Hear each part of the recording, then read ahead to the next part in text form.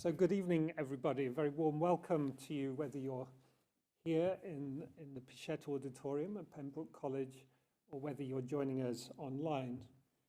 I'm Father Nick Austin. I'm the Master of Campion Hall, which is the Jesuit permanent private hall in the University of Oxford. And it's my pleasure to welcome you today to the Newman Lecture, the second of 2021. And I'd just like to begin with a word of thanks to Pembroke College and the Master Ernest Ryder, who's here with us this evening, for enabling us to use this wonderful auditorium here at Pembroke. The Newman Lecture is offered usually on an annual basis in rotation by the three Catholic permanent private halls, St. Benet's, the Benedictine Hall, Blackfriars, the Dominican Hall, and Campion, the Jesuit Hall. And it's a special celebratory occasion today for Campion Hall, because not only is it Campion Day, when the Jesuits celebrate their patron, St. Edmund Campion, a great Oxford man, as well as a great saint, but it's also occurring in our 125th anniversary. So this year we're marking the occasion when Father Clark and 4 Jesuit students arrived in Oxford to begin their studies here. And ever since then, Campion Hall has been the home of the Jesuits and a centre for learning and research in the University of Oxford. Today's Newman Lecture, perhaps I should just mention recent Newman lecturers have included the Chancellor, Lord Patten, who's with us this evening, who'll be chairing the discussion. He spoke on the idea of a university in the 21st century, and most recently Mary McAleese. And I can leak a little bit of new information that Blackfriars will be hosting the next Newman lecturer, James Macmillan, the noted Scottish composer. The date hasn't quite yet been fixed, but do keep your eye open to see what promises to be a fascinating lecture. It's a great pleasure to welcome our Newman lecturer this evening, Professor Linda Hogan. Linda is Professor of Ecumenics at Trinity College Dublin, and her research has been in ethics, in the politics of human rights, in gender, in ecumenism. And she'll be speaking on human rights as a moral language for today. So without any more ado, I'll hand over to Linda, and after she's spoken, the Chancellor will field some questions, both in the auditorium, and those of you online can post your questions on chat, and we'll finish around quarter to 7. Linda.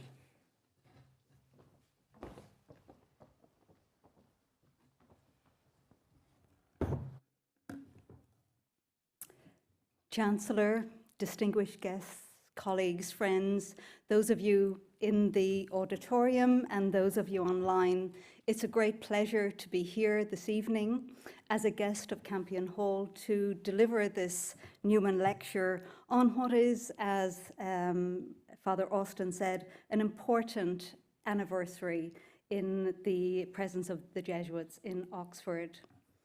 My title today is Human Rights, a Moral Language for Our Times. In a powerful essay in the New York Review of Books, novelist Marilyn Robinson discusses the snare in which humanity is caught, a snare which is underpinned, she says, by an economic system in which ethical restraint has fallen away in eager deference to profitability. Although her analysis is appropriately sober, yet, she suggests, we are now confronted with a moment in which options that would have been unthinkable in the pre-COVID world are suddenly open to us. Now that the imaginary walls have fallen, she says, we can consider what kind of habitation, what kind of home we want. So what kind of habitation, what kind of home do we want? Do we have the capacity to forge a future based on a reverent appreciation of humankind and a commitment to planetary well-being? Can the moral language of human rights assist as we chart a path to such a future?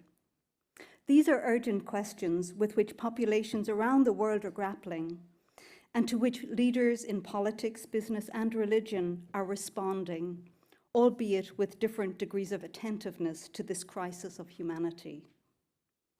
So in this paper this evening, I suggest that the moral language of human rights can be a vital resource as we respond to the challenges we face today.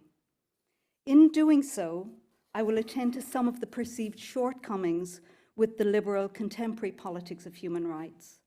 First, its excessive individualism. Second, its failure to address growing economic inequality within and between states. And third, its anthropocentrism. I draw on the tradition of Catholic social ethics, as well as on feminist and post-colonial theologies, to address these limitations, and also to try to sketch a theological account of human rights as a moral language through which the requirements of human flourishing, social justice, and economic and ecological sustainability can be established and vindicated. Of course, we know that the concept of human rights has long had its skeptics, both political and philosophical. In the 18th and 19th centuries, we think of Edmund Burke and Jeremy Bentham, and in the 20th century, philosophers as diverse as Alistair MacIntyre, Chantal Mouffe, and Admantiev Polis, each of whom has different reasons why he or she believes that the concept of human rights is incoherent or inadequate, or both. Among theologians, too, there is a tradition of skepticism, including Nigel Biggar, former colleague, John Milbank, Stanley Hauerwas, and Joan Lockwood O'Donovan, to mention just a few.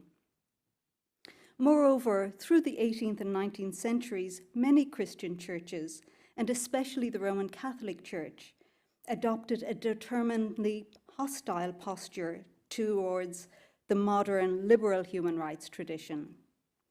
Pius VI's unequivocal denunciation of the French Assembly's Declaration of the Rights of Man and the Citizen is well known.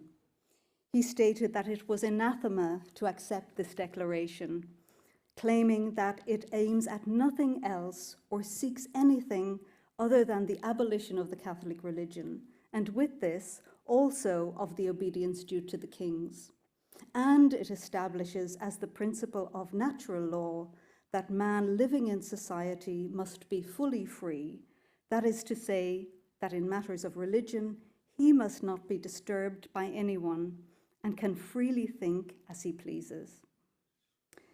Gregory XVI's Mirari Vos of 1862 also vigorously condemned liberalism, individualism, and democracy. And as noted by David Hollenbach, it also declared freedom of conscience to be an insanity. However, through the 20th century, and especially after the Second World War and the promulgation of the UN Declaration of Human Rights in 1948, the Church rediscovered within its resources and within its tradition, a tradition that supports human rights, and thus began a development that continues today, whereby human rights form a fundamental strand of the Church's moral theology and its social ethic. Permit me to say a few words about my title and my approach before we continue. My focus this evening suggested itself actually as I reflected on comments by Professor Pat Reardon here of Campion Hall as we were discussing human rights and the common good a number of months or years ago. My focus this evening is on human rights as a moral language. First of all, because I think it is in the moral resonance of human rights that much of its potency lies, but also because when the legitimacy of human rights language is attacked, it's typically its legitimacy as a moral language that is under attack. My focus on human rights as a moral language is not intended to deny its significance as a legal language, nor to undervalue the important work that human rights law does, especially in protecting civil and political rights. Rather, I regard this dual orientation to be a strength. Human rights is both a moral and a legal language. Indeed, it's precisely because the moral language of human rights is given legal force through a set of intersecting national, regional, and international treaties that human rights has a unique and, I would argue, indispensable place among the moral languages operative today. It is notable also, moreover, that this dual orientation of the moral and the legal is also seen within the theological tradition, especially in the medieval tradition of natural subjective rights. As the historical work of Brian Tierney demonstrates, the medieval canonists moved effortlessly between moral and legal uses of the language of natural rights, as well as between the language of rights and the biblical texts, and they saw no conflict in so doing. And although conceptualizations of law, political authority, and sovereignty were very different then than those that pertain nowadays, the interdependence of the moral and the legal in the history of natural subjective rights is, I think, a significant dimension of the theological tradition of rights, whose relevance has yet really to be properly understood and realized. The second point I want to make at the outset is to clarify how I read the historical and philosophical evolution of human rights. Human rights language emerged from the intellectual traditions of Christendom and its aftermath. But since the late 19th century, a plurality of different philosophical, cultural, and religious perspectives have reshaped the substantive meaning of human rights.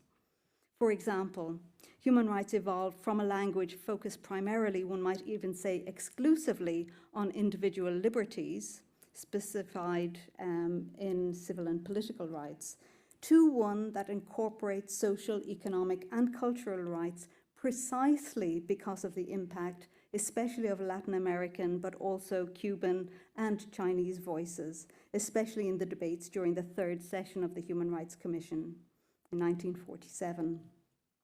It was they who insisted that the UN Declaration of Human Rights must include the rights to healthcare, social security, and education, rather than being focused primarily on civil and political rights originating from Western traditions. Of course, this appropriation and development of human rights language has not been without its problems. Human rights language has been deployed to give moral respectability to Western imperialist practices and has been implicated in the dehumanizing violence of colonialism and racism.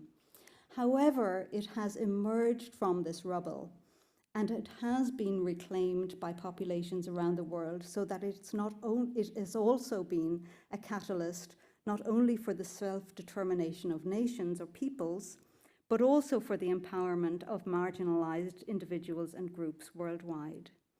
So it has been developed, sometimes radically, by different communities worldwide, both in place of and alongside their indigenous moral languages.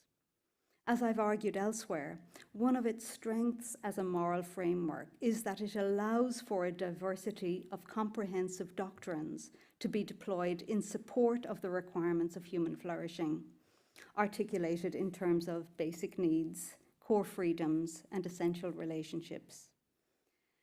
So today, in the words of Bill O'Neill, Jesuit, the language of human rights is neither a grand récit, a Kantian meta-narrative, nor a petit récit, a particular narrative of post-modern Western bourgeoisie. It is rather a dynamic moral language that continues to evolve through inclusive, tradition-thick, cross-cultural, and multi-religious conversations, through which we gain a greater understanding of what we owe each other. So, to the issue of renewing human rights through the prism of theological ethics. Some critics argue that human rights politics is excessively individualistic, that it has failed to form a protective barrier against growing inequality, and that it is essentially anthropocentric, and that this anthropocentrism will impede the kind of radical ethical response required by the climate crisis. Now, there's undoubtedly truth in each of these criticisms. Moreover, because emphases vary in the different cultures within which human rights claims are advanced, these criticisms are sometimes more apposite in certain contexts than in others. So in what follows, I discuss each of these limitations in turn, and as I do, I hope to demonstrate not only that these limitations can be overcome, but also that the tradition of Christian ethics, and specifically of Catholic social ethics, has a central role to play in redeeming human rights as a moral language for our time. So first, challenging the individualism. The claim that human rights language is fatally or excessively individualistic is well rehearsed and well known. In the Asian values debate of the 1990s, a sharp distinction was drawn between the putative Western individualistic conceptualization of political life and the Asian one, in which it was argued the pattern is nation before community and society before self. According to the then Malaysia's Prime Minister, the immorality of the West was a direct result of the West's misinterpretation of human rights, in which individual interests and rights are promoted over those of the community and the nation. But this has not just been a debate between East and West. Actually, Western communitarian philosophers in particular, and theologians, are highly critical of what they regard as liberalism's misconceived anthropology, and particularly of its conceptualization of the person as unencumbered. Michael Walzer, for example, argues that the structure of human life is communitarian, not individualistic. Thus, whereas communitarianism orients us to the common good, it's argued, liberalism mistakenly structures human life around sovereign selves, unencumbered by relationships and free from the conventions of community. Thus, for Locke, writes Louis Dupré, the existence of individual rights precedes that of the community, which previously had been considered the concrete source of right. Indeed, Hobbes, Locke, Kant, despite their differences from each other, are variously implicated in this error in which rights are conceived as formal properties or powers of sovereign, autonomous selves abstracted from the ensemble of natural social relations. Misconceived in this manner, the unencumbered self is the philosophical basis on which this self-interested, egoistic politics of rights turns, is the argument. And this is pursued in sharp contrast to a politics of the common good. However, I want to suggest that this characterization presents us with a false dichotomy. First of all, it ignores how human rights philosophy has been transformed by feminist, decolonial, and post-colonial scholars, as well as by scholars of race. And as a result of this, it also mischaracterizes much of the politics of human rights around the world. Additionally, it fails to take account of theological traditions that advance a human rights-based politics and an ethic of the common good. So permit me to say a word about each.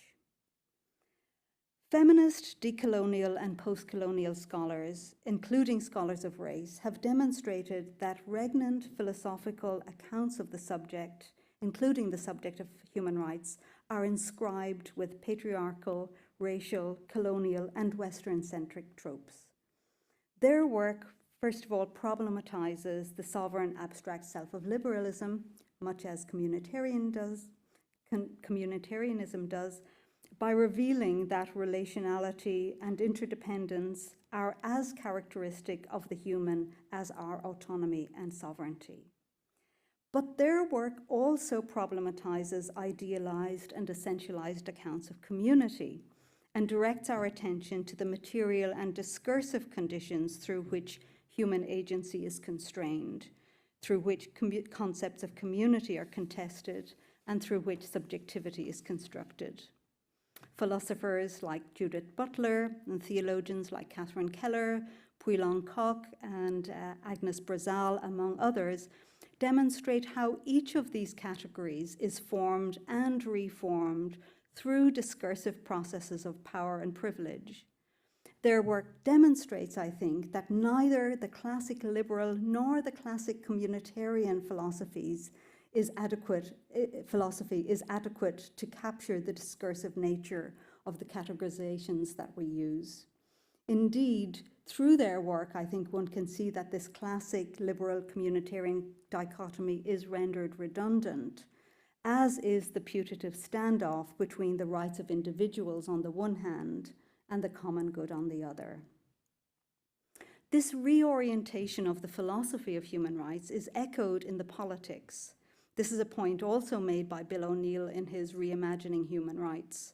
O'Neill argues that the choice between a thin politics of rights and a thick politics of the common good is actually an illusory one, and that this antinomy of rights and the common good is belied in both theory and in practice.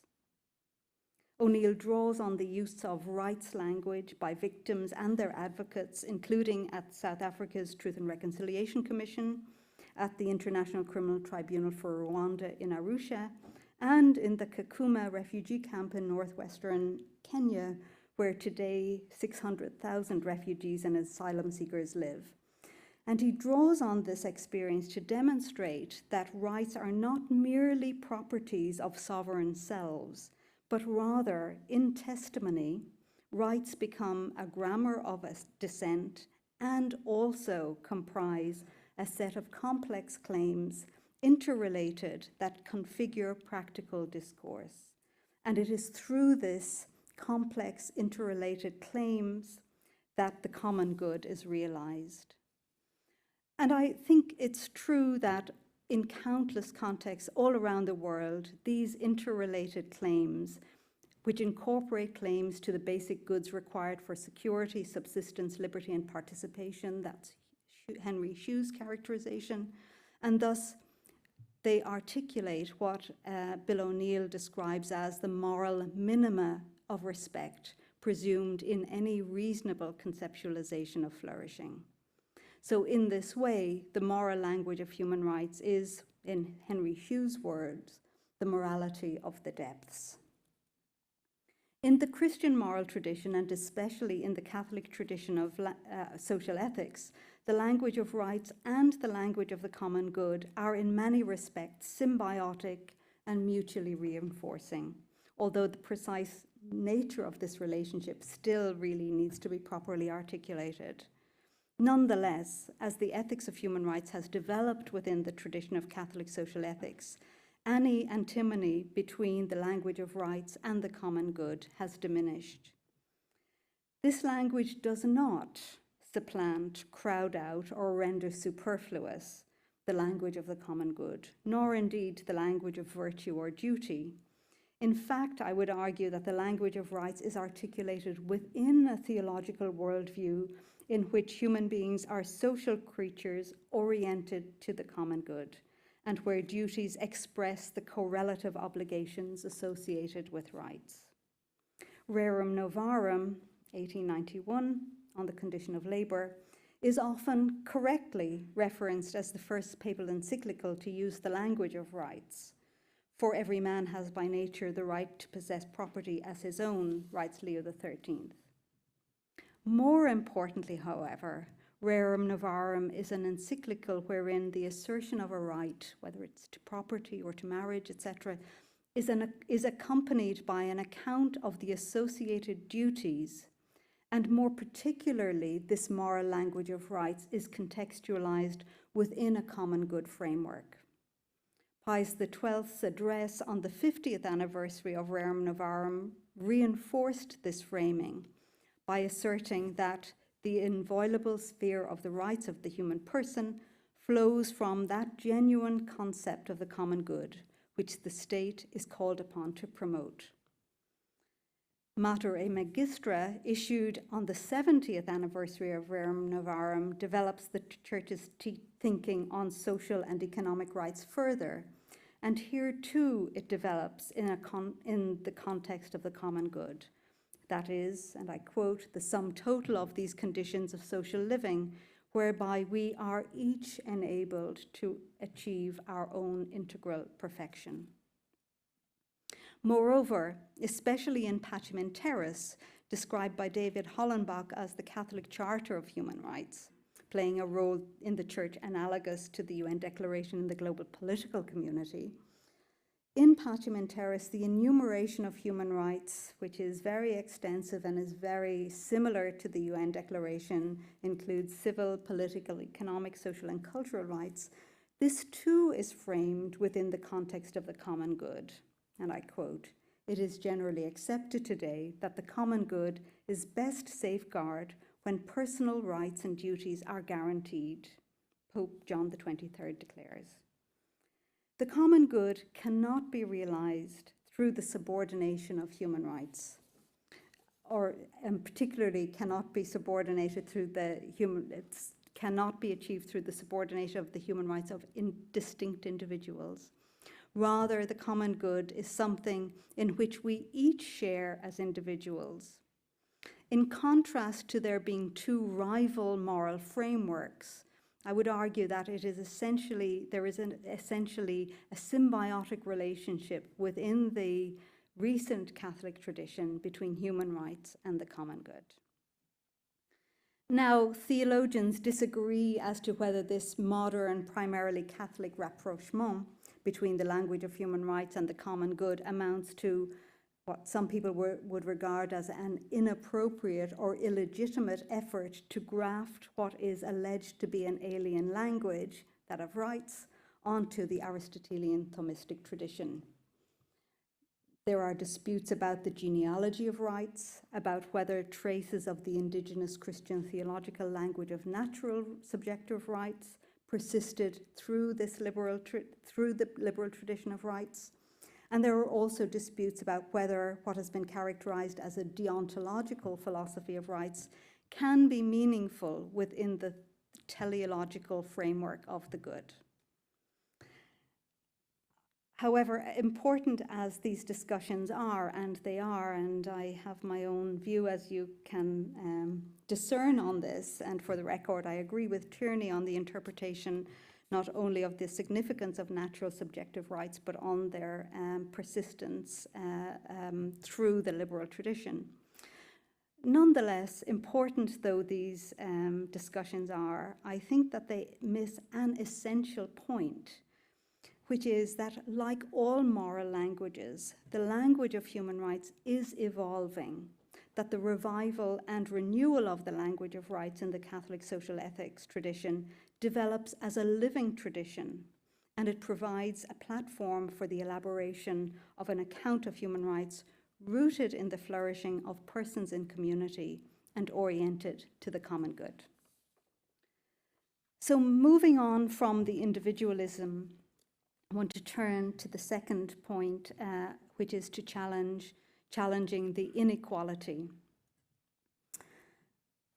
This focus on the flourishing of persons in community brings us face to face with another criticism of human rights, namely its failure to address the issue of social and economic justice and to curb the excesses of market fundamentalism that has left the world more unequal than ever before. Samuel Moyne's stark conclusion is that the age of human rights has in fact been kindest to the rich. In his book, Not Enough: Human Rights in an Unequal World, Moyne notes that even while the normative commitments to equal dignity and rights were being formally adopted by governments across the world, the economic policies that would support the realization of economic and social rights were being discarded and overridden. Instead of the global justice that was initially bound up with the post-war ideal of human rights, market fundamentalism triumphed, and he argues human rights were cut off from the dream of globally fair distribution. The problem has not just been one of unrealized promises, but rather of the abandonment of a fundamental dimension of the human rights agenda, namely the complementary commitment to distributive justice. Moyne argues, as twin visions of minimum provision, neither basic needs nor human rights thematized national inequality on the brink of its explosion as wrong other than apart from poverty, or international inequality as an evil that states might reasonably combat. In effect, he argues, inequality was sublated to the eradication of extreme poverty. Actually, Conor Gearty also argues that the role of human rights in the neoliberal shift has been disturbing. And he notes that the rights that have advanced over the decades since 1989 have tended to be the rights most amenable to the neoliberal point of view, that is, the rights that do not involve interferences with individual property, or the rights that do not require large amounts of public expenditure, like on education and healthcare. Thus, the fundamental failing of the post-war human rights-oriented order lies in the fact that while it may have left the globe more humane in terms of a formal commitment to equality and dignity, it has also left it enduringly unequal. Now, Saskia Sassen's Expulsions, Brutality and Complexity in the Global Economy lays bare the systemic and interconnected nature of the brutalities of globalization, and she delineates how the developments in trade, technology, and international politics that ought to have served the social realm to broaden and strengthen the well-being of society, instead too often have served to dismember the social through extreme inequality, to destroy much of middle-class life promised by liberal democracy, and also to expel the vulnerable and the poor from land, jobs, and homes. There is no doubt that Moyne, Gearty, and Sassen highlight a serious failing in the politics of human rights as it's evolved in recent decades. However, I want to argue that rather than rendering human rights language redundant, neoliberal economic globalization reinforces its importance. Moreover, it particularly reinforces the importance of the comprehensive vision of human rights that asserts their indivisibility and their interdependence. That is, the recognition that civil, political, economic, social, and cultural rights are inherently complementary and equal in importance, and that the violation of one damages the achievement of the others. Now, I'm aware that there's a major debate about this concept of indivisibility and interdependence. But nonetheless, I think that certainly many of the critics highlight some difficult issues that have to be addressed. But nonetheless, as I've suggested, this really, I think, suggests it's important to reinforce the commitment to the indivisibility and interdependence rather than to abandon it. But in addition to this need to reinforce the comprehensive vision of human rights, I think it's also important to remember that there is another story of human rights in this period, rather than the one that's told by Moyne. And this is a story of at least partial success. In particular, I think we see the International Coalition of Human Rights Advocates and Activists have made significant strides in eradicating extreme poverty and thereby vindicating the basic human rights to food, water, shelter, and basic health care for tens of millions of people worldwide. And this is something that not only international organizations and NGOs and faith communities have been involved in, but also states and interstate bodies have been very centrally involved in this as well. So, because until there is a commitment to the provision of basic subsistence rights, issues of extreme inequality cannot be properly addressed. They are, I think, essential in the addressing of extreme inequality. And this period has also seen significant progress in addressing some of the systemic violations of human dignity, for example, associated with gender and women's rights. Nonetheless, it is true that there has been a hollowing out of human rights values by market fundamentalism. And if human rights is to retain its potency as a moral language, then this current failure must be addressed. But here again, the Catholic social ethics tradition provides, I think, a crucial counterweight to the neoliberal interpretation of rights, particularly in the way it anchors the inalienability of human rights in the dignity of the person, a dignity in solidarity oriented to the public good. The virtue of justice is fundamental to the common good, and its role is to establish standards for the distribution of goods. Moreover, the requirements of justice are established through the principles of solidarity, participation, equity, and subsidiarity, which substantiate the meaning of the common good in each particular context. These principles must be instantiated in each of the domains of social, cultural, political, and economic life. So the common good can neither be conceptualized in narrow, ethnocentric, nationalistic, or sectarian terms, nor in collectivist terms, nor can it be realized through economic models that ignore distributive justice and amplify inequality. The Catholic tradition's understanding of the economic requirements of justice continue to evolve, but it has tended to steer a mid-course between the universal destination of goods and the right or good of private property. So while Rerum Novarum supported workers' rights, a living wage, and protections against inhumane conditions in industrialized capitalist economies, it was nonetheless vehement in its denunciation of the evils of socialism. Yet, as noted by Tom Mazzaro, the trajectory of the subsequent century has been that of a gradual softening of this aversion to addressing massive inequalities. Moreover, with Pope Francis, this trajectory has accelerated, particularly within Evangelii Gaudium and Laudato Si. In Evangelii Gaudium, Pope Francis addresses this issue that Moyne and Geerty have highlighted with his statement that inequality is the root of social ills.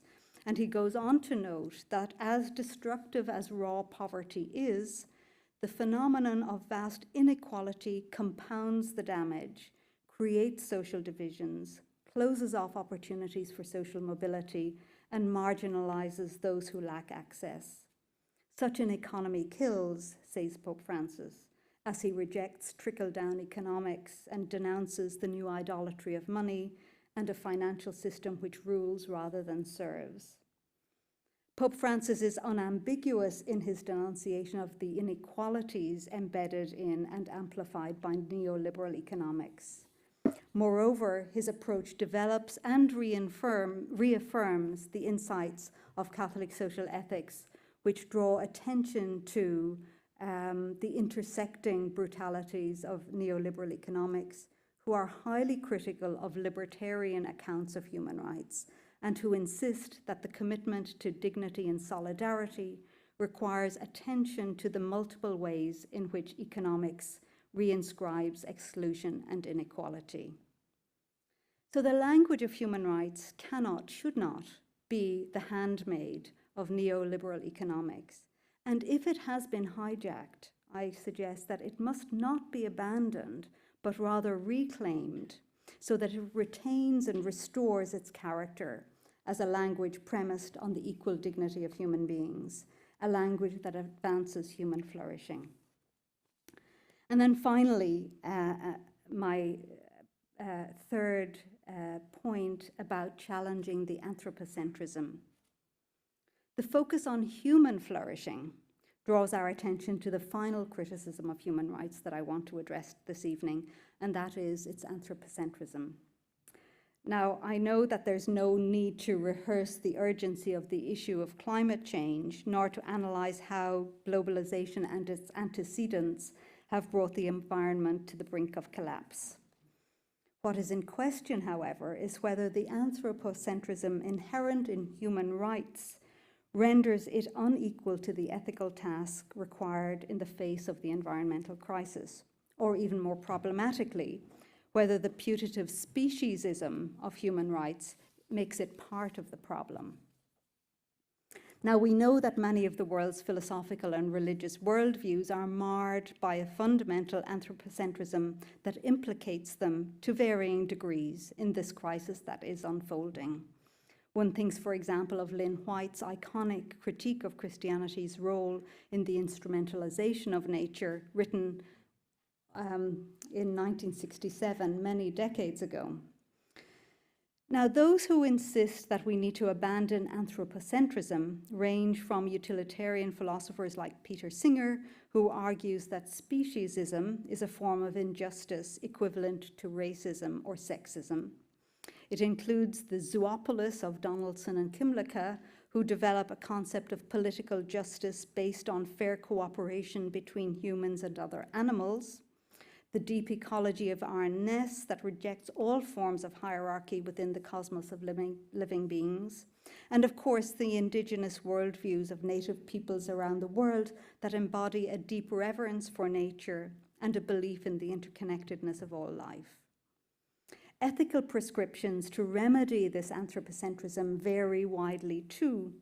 They include Peter Singer's principle of equality, that requires suffering be counted equally without reference to membership of any particular species, the interspecies justice advocated by Martha Nussbaum, and the rights of nature approach of David Boyd, who argues that just as laws recognizing the sentience of animals represents a breakthrough with respect to the rights of individual animals, recognizing the intrinsic value of biodiversity is a breakthrough for the rights of species.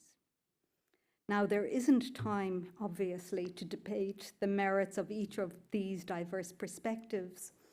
What is clear, however, is that each approach radically decenters the human and therefore challenges the legitimacy of moral frameworks that foreground human rights. But I want to suggest that it is possible to maintain a commitment to human rights without, on the one hand, instrumentalizing or destroying nature, and on the other hand, making human rights merely an internal specification of a wider matrix of the rights of nature. Of course, Christian theology too has long wrestled with this question of how the unique status of human beings is to be understood in the context of the goodness of creation. And the pioneering work of ecofeminists like Mary Gray and Anne Primavesi and Rosemary Ruther in the 1970s and 80s identified already potential developments of the Christian narrative to that described by Lynn White. And of course, the contemporary ecological theology and ethics, including the work that goes on here in Campion Hall in the Laudato Si Institute, have shown that there are possibilities to reimagine an ecological ethic. Celia Dean Drummond does so based on a holistic multi-species framework. Now, our current condition requires an ethic that both values, reveres, and protects nature, and also one that recognizes the distinctiveness of humans among other animals. That's my position. I know it's contested. In this context, Heiner Bielefeld argues that the unavoidable anthropocentrism of responsibility can provide an important orienting principle. He notes that human beings, and they alone, live under the spell of responsibility, and this justifies the recognition of the distinctness of human dignity. Moreover, because humans can share this responsibility only with fellow humans, this provides the basis for a specifically human form of solidarity, facilitated by human rights. This spell of responsibility, however, stretches far beyond our fellow humans and extends to animals, plants, and the whole biosphere. And in fact, although not very prominent in the philosophy of human rights yet, this essential connection between the protection of human rights and of the environment is a feature of some human rights politics. For example, the climate justice approach, so prominent among human rights NGOs and activists in the Global South, and championed by the former President of Ireland, Mary Robinson, rejects this alleged conflict between the protection of human rights on the one hand and the protection of the environment on the other. And actually, looking at a lot of the media associated with COP26 and much of the NGO activism, you can see that that is an essential link that many of the activists are also promoting. So by configuring the anthropocentrism of human rights as an anthropocentrism of responsibility that extends not only to fellow humans, but also to other animals and the natural world, human rights can become a vital component of the ethical response required to address the climate crisis.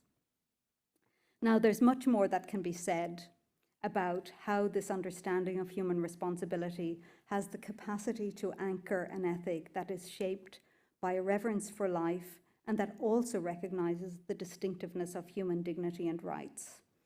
Thus, whereas the last 2 centuries of human rights, according to Hans Joas, has essentially been a story of the sacralization of the person, the next decades will require a radical reconceptualization of the remit of human responsibility and thus the nature of human dignity.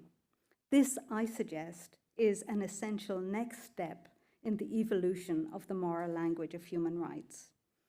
Moreover, it will also likely require a reconceptualization of the common good so as to broaden its remit further. But these are matters for another day.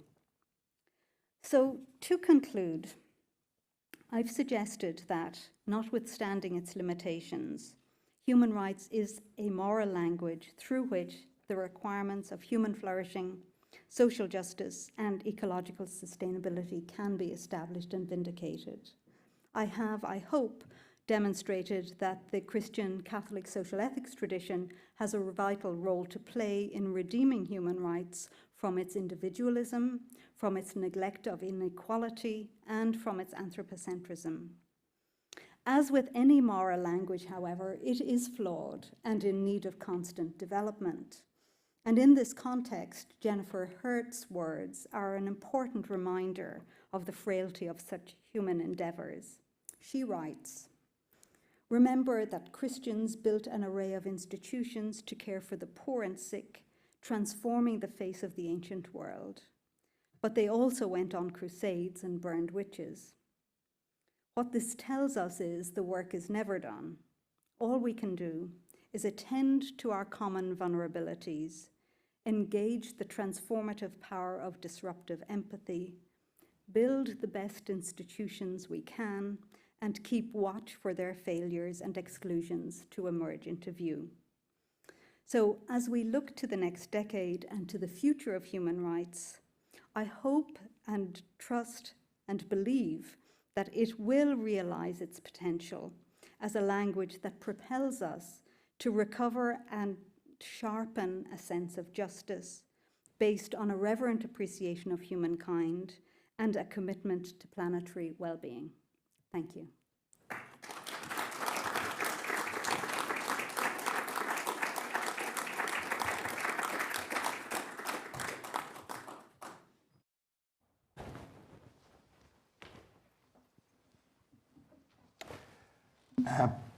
Professor Hogan, I thought that was absolutely terrific, and I don't want to shock you or diminish your academic prospects by saying I think I agreed with every word of it.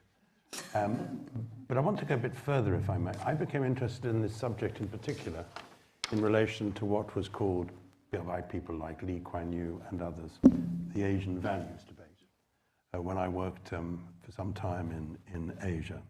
And it was, of course, inherently absurd.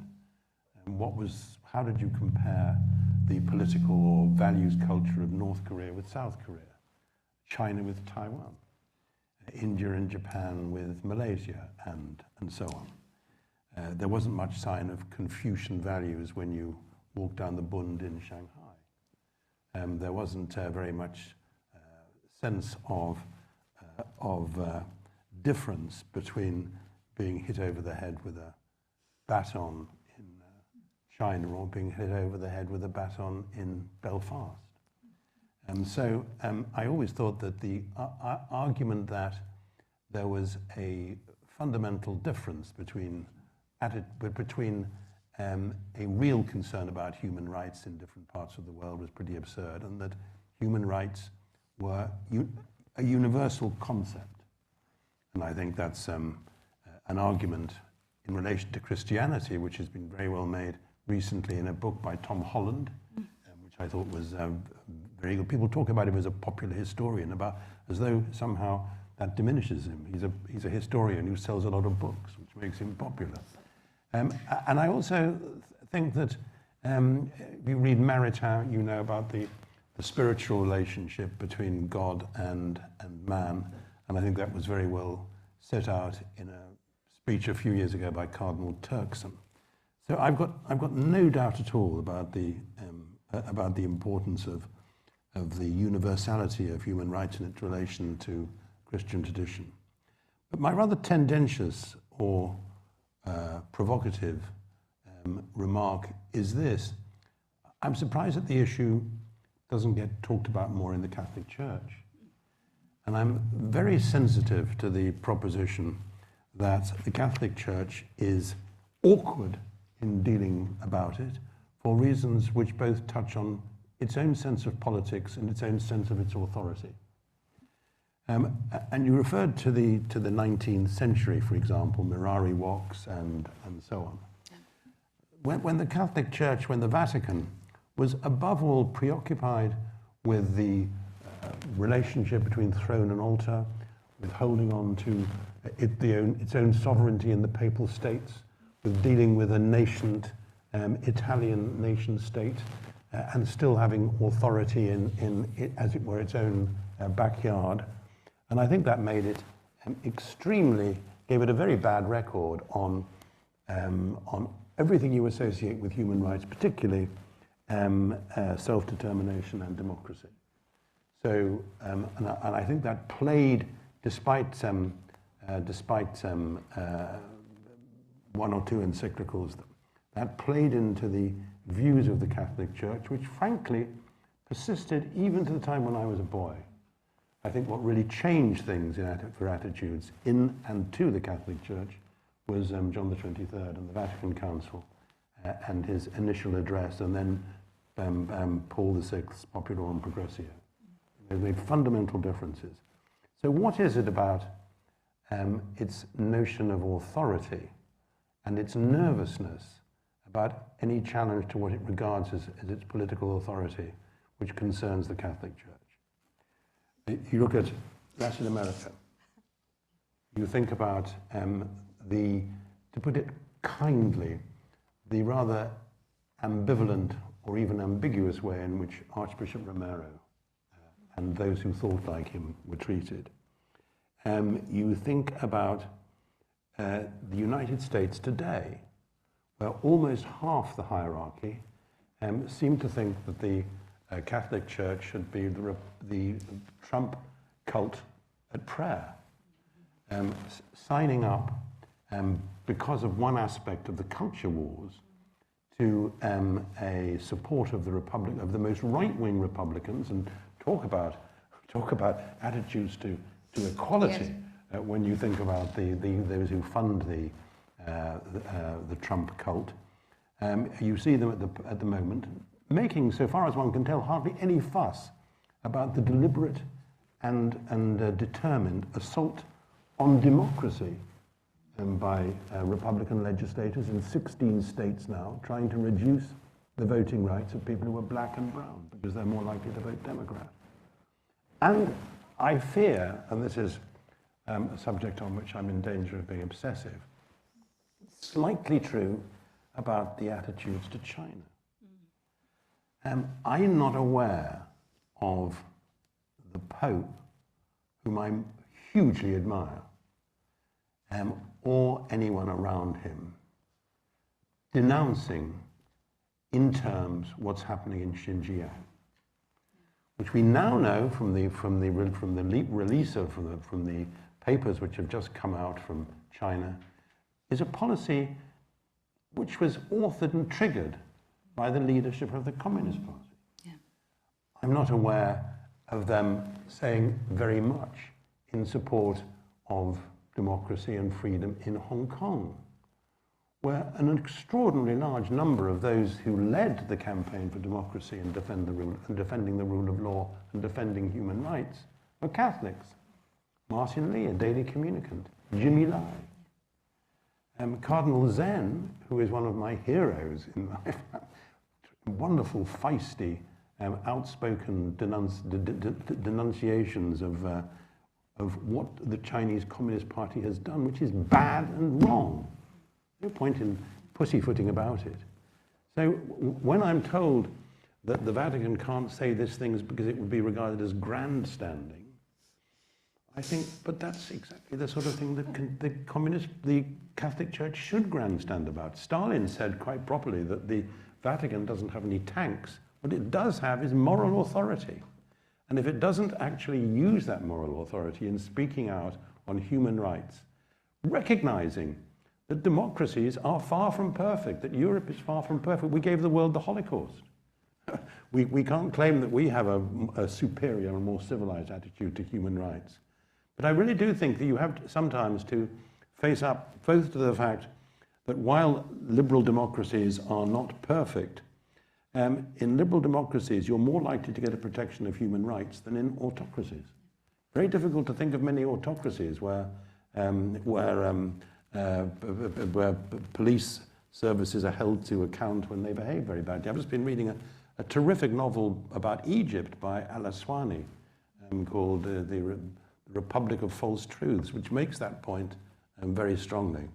So I think we should, in the Catholic Church, recognize our own occasional reluctance to speak out on democracy and on human rights, not turning into a sort of an army for President Biden, but certainly not letting ourselves turn into an army for President Trump, because I think democracy is quite a fragile plant, and we kid ourselves if we think that it'll always be there, it'll always be standing there. But I think it needs the Christian churches and the Catholic Church to be a bit more outspoken in saying that from time to time, particularly in parts of the world where people are having their values having their lives so assaulted. So, sorry, a long question. Discuss. Thank you very much, Chancellor. Absolutely. I agree with your commentary. So the question really is why doesn't the church speak out more? And also, in your earlier part of your comment, it was really about your comments were also about the failure of the church to really be an institution wherein within the church human rights are also respected. Let me just deal with both of them. So the first point I want to make is really that I think the church has really struggled, like many institutions, to actually live its values in this area. I think the failure to recognize the full equality of women in the church is an obvious, it almost doesn't bear mention anymore. It is the use and abuse of power within the church is something that has been evident throughout its history, and it continues today. And I think particularly where there hasn't been, where there's also been a sort of no permission to speak on these issues and a silencing, that also has been a feature of the church in past decades. So, I think it's the duty of all of us to speak out on those issues and to insist. If you read Pacem Terris in particular, it says that human rights and the rights of the individual, this is how human dignity is protected in the social context. Excuse me. Now, the church, living in church, is also a social context, and there's no reason, I think, why it is or should be or can be exempt from protecting and promoting human dignity in that context as well. And that, I think, is part of the reason why, and maybe it may not be the reason why the church is reluctant to speak, but it's partly a reason why the church is not listened to when it speaks often, because this glaring disjunction between what it says to the world and how it organizes itself internally. And I think this contradiction is a problem. And, you know, there are many people who are constantly engaged in advocacy for that kind of change. I think it will come. I think Pope Francis has, although aspects of his reform have been disappointing, there has been significant reform that I think is very heartening. On the other issue of the, you know, the way in which the church has, in effect, been, as you say, sometimes a handmaid. It's being used as a sort of a handmaid to conservative politics in the US and around the world. You know, I think that this is part of the reason why this story of human rights not being just a libertarian claiming of freedoms, which is the way in which it's interpreted in some parts of the world, and how the story of human rights being about flourishing community. This is really, I think, important to restore. And this is where this problem about inequality and the ignoring of inequality for so long is really something that I think strikes at the heart of democracy, because where democracies are radically unequal, people lose faith in the political democracy, and then they seek remedies in other you know, populist promises. So it's not an easy line to walk to live one's values. And I suppose the point is that the church also struggles to do that. But going back to Jennifer Hurd's comment, it's about trying to build the best institutions that we can.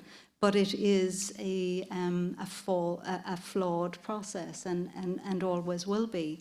I'm sorry if that sounds very No, depressing, but very good. Let's have some questions, not from the chair, not from the Chancellor. Yeah, Warden. Thank you, Yeah, do take that off to speak. Is that okay?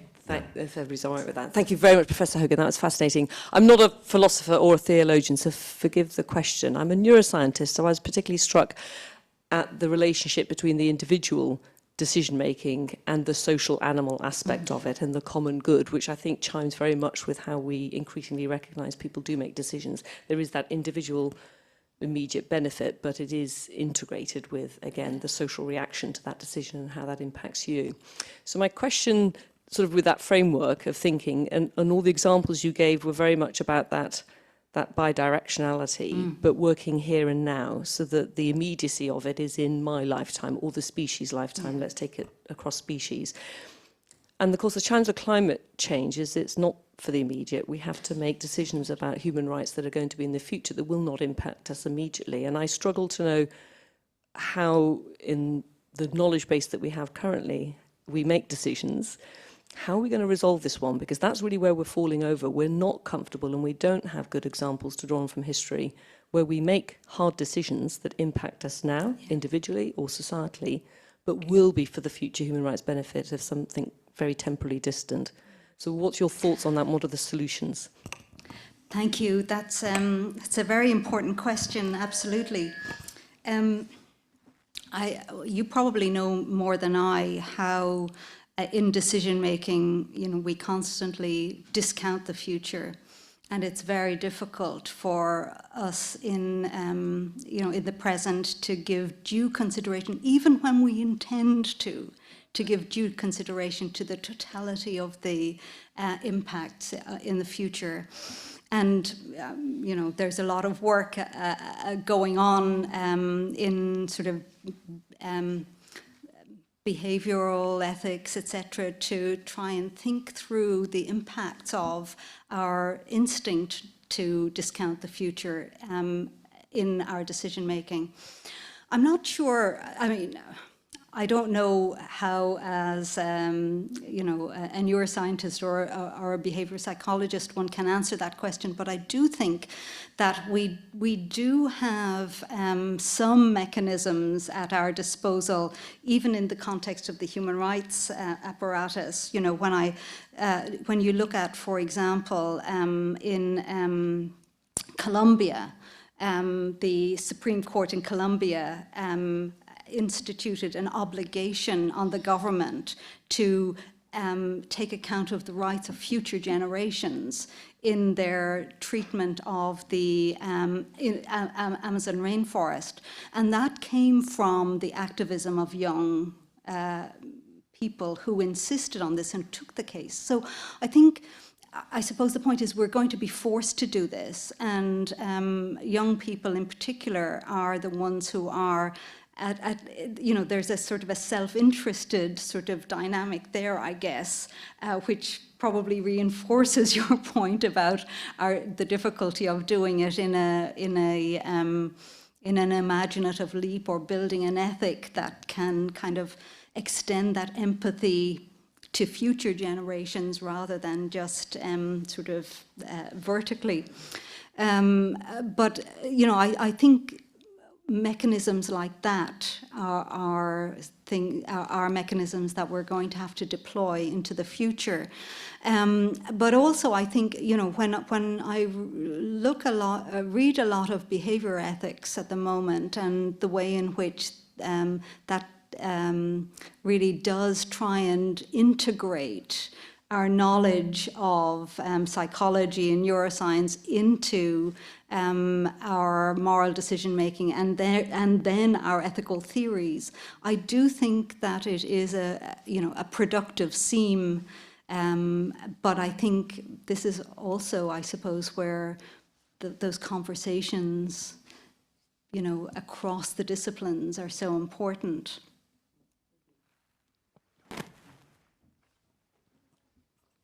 Thank you. Patrick Reardon, Campion Hall. Linda, thank you very much indeed for that wonderful, stimulating paper. Just following on that last point, Pope Benedict, before the German Bundestag in 2011, drew attention to the demands of the younger people supporting the Green Party. Now, he said, I'm not giving party political support here, but listen to the young people and what they're concerned about. And that was Pope Benedict in Berlin.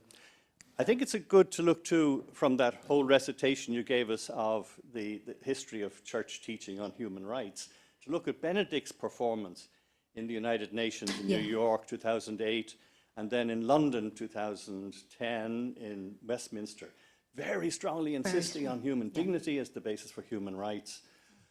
So there has been a modern emphasis there in his papacy.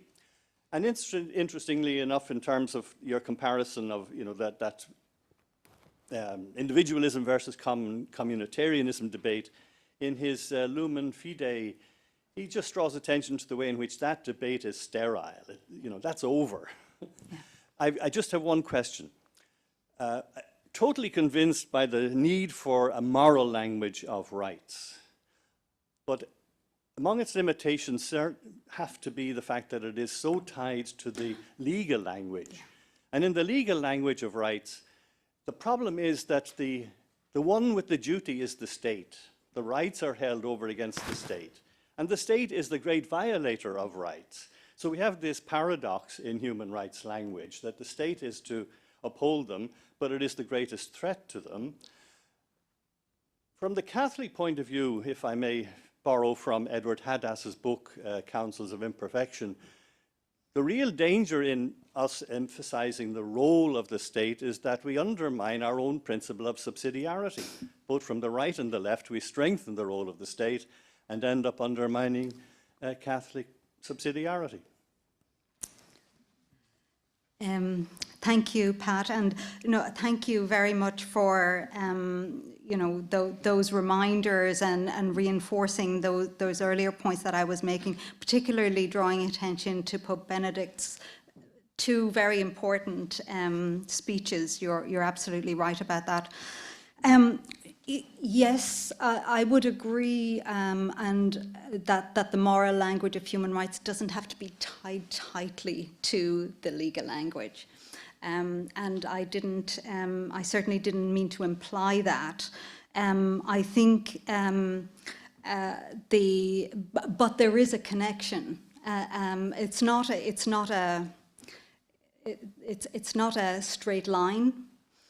Nor is it a very tight line often. I think that there is a gap, and one has to make the case for the legal protections on the basis of the moral language. But not all goods need to have the legal protection. So that's a kind of Finnis's argument. I agree with that. On this point about the state, I agree that there is a risk in the legal language asserting the rights only over against the state, and there is a risk in that. But I do think that as human rights language has evolved, now you see, for example, the development of the development of the UN declaration. It's not a declaration. The UN, I can't remember what precisely it is, on human rights and business.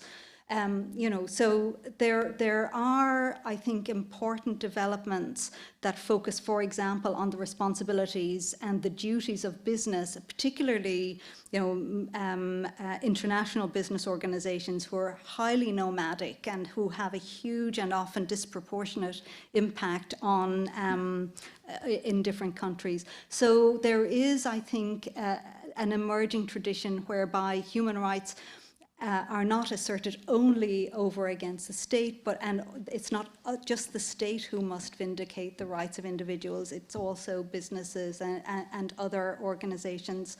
So, but it is very underdeveloped, and again, I think it's easy to,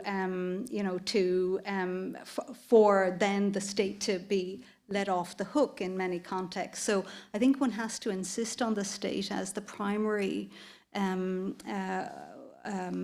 institution that must vindicate the rights of individuals, but it doesn't negate the rights, the obligations of businesses and others. And I think that's where the subsidiarity comes in, really. Chancellor, we've got time for one or two more questions. I wonder if we could have a question from the online chat. Well, let's. I think first of all from the head of house at Pembroke. Union.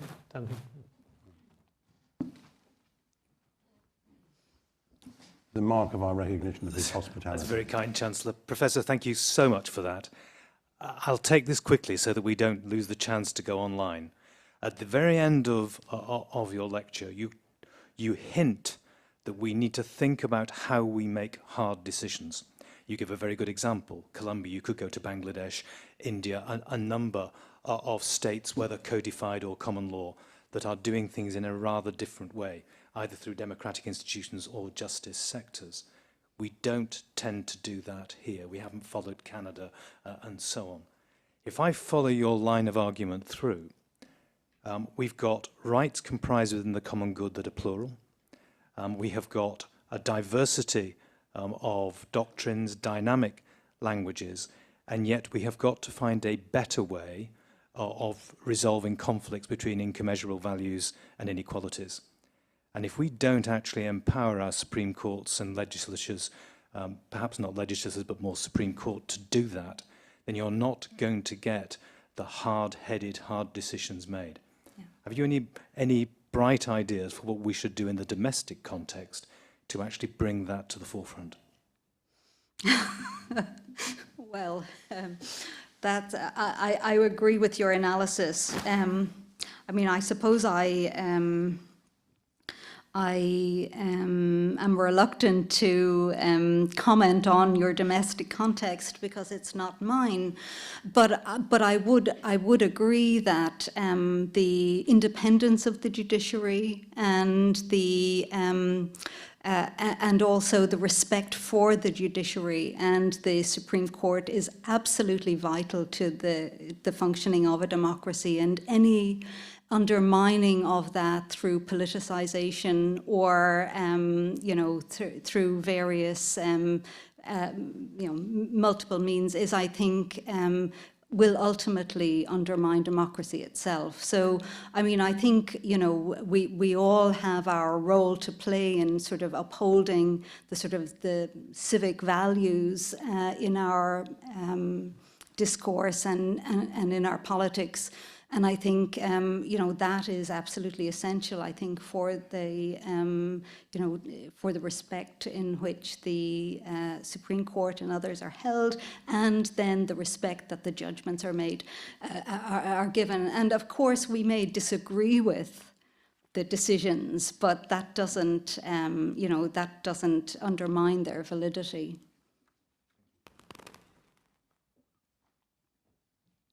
Do we get some? I have been following the discussion online. There have been several questions. I have to pick one.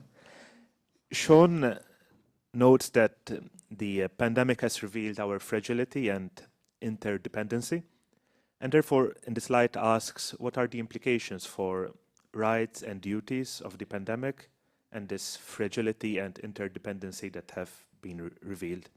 Thank you. Thank you. It's a very important question, and I think the questioner is absolutely right. It reveals so much about not only our rights and duties, but also the fragility.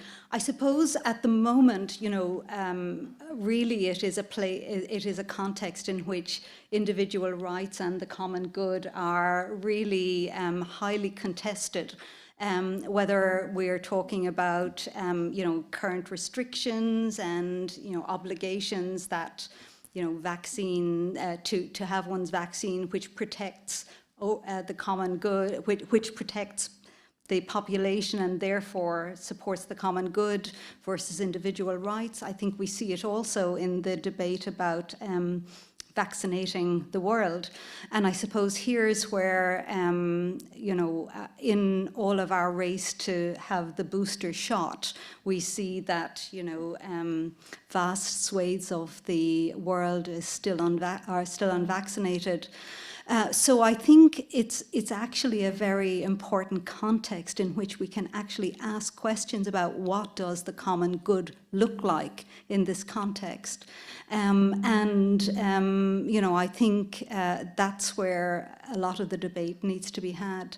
I think, when you look also at the way in which the state in many parts of the world intervened with sort of social supports that actually have made a huge difference and addressed a lot of some of the inequality that is existing around the world, you can see how politics actually is one of the main drivers of inequality, and when states do actually intervene to support whether it's children or what's called the working poor, etc., that makes a big difference. So I think we've learned a lot of lessons also from the pandemic about how social security can actually really remedy a lot of the inequality that exists. But if you're a politician, you don't enjoy what Cardinal Manning, in my view, rather appallingly described as the beauty of inflexibility. I mean, if you think about the present beginning of what was going to be a much longer running crisis for Europe, the impact of migration on our borders and on our societies, you have to be an extremely smart politician to explain to people why we have to balance very sensitively the relationship between what is regarded as the common good and what are our individual responsibilities to other human beings. I think it's an extremely difficult debate, and politicians aren't necessarily to be blamed if they don't get the tone very well, though it helps if you don't begin the debate by being a moral vacuum. Yeah, indeed. Chancellor, if I may, many thanks for chairing our discussion this evening. We've run out of time, unfortunately, but I do want to thank you and also thank Professor Hogan for a very engaging talk. I think you've demonstrated for us very powerfully this idea of the human rights as a moral discourse that needs constant ongoing development by precisely the kind of conversation that you've engaged us in this evening, a conversation that requires very hard thinking as well as a deep moral commitment. And I think you've also demonstrated for us how the Catholic tradition, especially Catholic social ethics at its best, can make the conversation all that much richer. So many, many thanks for coming over from Dublin for this talk. And Pleasure. yeah. And just to say to, well, shall we applaud the speaker?